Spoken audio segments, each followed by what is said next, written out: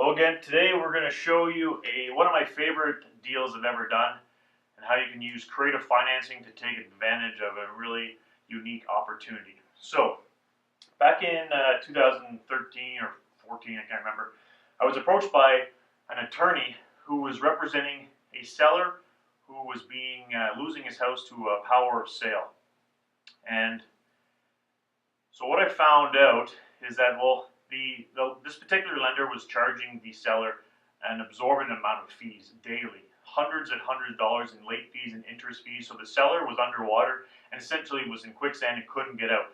So they had heard, I guess, from networking that I might be interested in purchasing the property.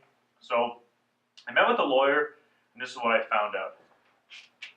So the property was appraised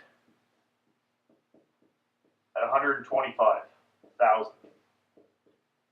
Appraised. The lender, however, was owed. It was basically at the end of the day, it was $90,000 was owed on the mortgage, owed by seller.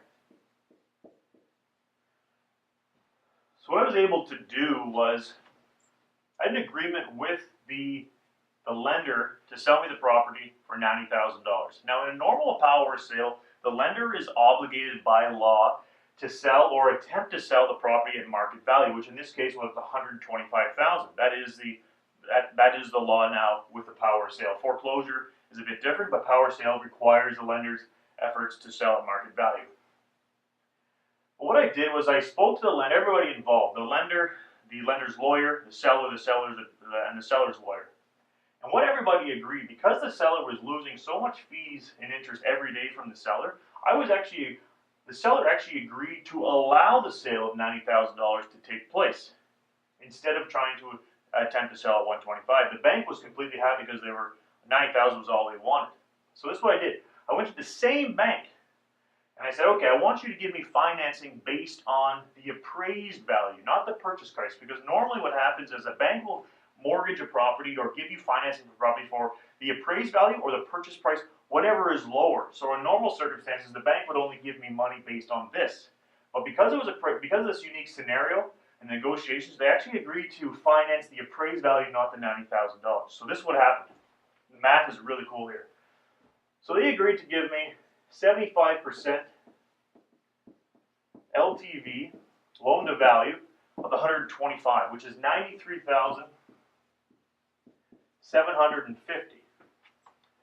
So then what did I do with that? Well, the $93,750, I paid the purchase price of $90,000, which is $37.50. I then had land transfer tax and some legal fees, which was about $2,600. Left me with $1,150.